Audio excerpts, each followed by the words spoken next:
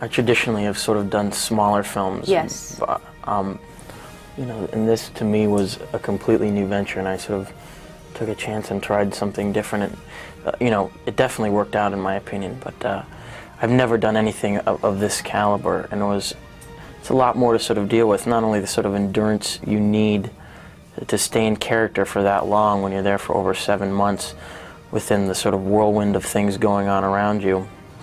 It was extremely difficult. But you know, my opinion of huge movies like this that have a lot, that are special effects oriented, has always been to stay away from them because they seem to me to sort of lack a lot of content, you know. But I didn't want to discriminate against this because it was such a powerful story and such an important movie. I mean, when you're sitting there running towards the back of a ship with, you know, 2,000 people around you screaming for their lives, in this sort of on a ship that looks exactly like the Titanic, and while it's like going up in the air on hydraulics, you can't help but feel like you're really there. And seeing the ship and just being on it on an everyday basis was, there was certain moments, I mean not all the time, but there was definite certain moments where I felt like, wow, I'm really here. Kate and I had she's such a terrific person in general that our chemistry sort of just naturally happened, I think, on screen. We just like each other as people, and I think that definitely showed. As far as doing the love scene, though, we laughed about it a lot, and we you know, those questions occurred like, was this Rose's first time? Was it Jack's first time? You know, who sort of knew?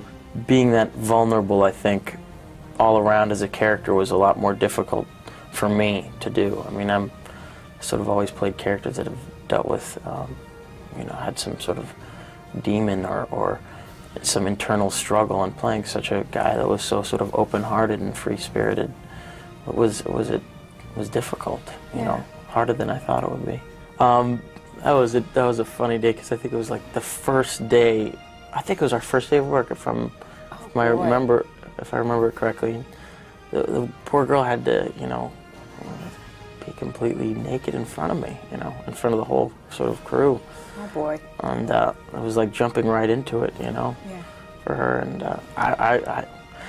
I wasn't uncomfortable at all. I mean, felt uncomfortable for her. I mean, it was but the scene worked out well.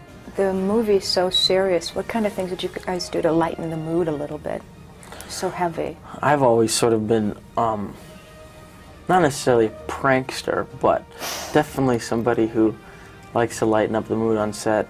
I think on most movies I do, just because, you know, nothing that would ever affect, you know, the actual film. Right, right. There's certain limits, but I definitely like to lighten things up because people are so uptight about making movies. It's ridiculous, and if you don't watch out, it'll rub off on you. So I'm good at my imitations of the cast and crew. That's my whole deal.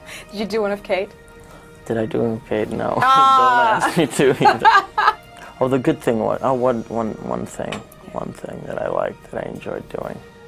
You know, much like a coach after any sort of big game, I got to dump a big thing of ice and water on Jim's head in front of everybody after the movie was done, and that was really rewarding because he didn't know who it was.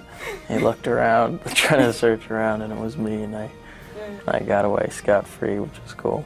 A lot of the talk, though, is that this movie is going to take you to the next level. Superstar Leonardo DiCaprio. How do you feel about all this?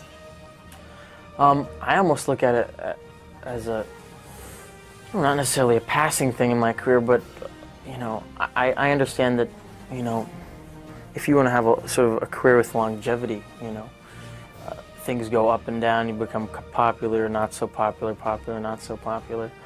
I mean, I'm experiencing it, and I'm seeing how it is. I'm enjoying it. It's cool, but whatever will, you know, carry me to the next level as an actor, so I can continue to do good movies. I mean, the choices I've made have simply been because they've been, you know, the best possible films in front of me, and that's why I've sort of done them, and I haven't sort of, you know, purposely chosen to become sort of widely known. You know, that wasn't my reason, but.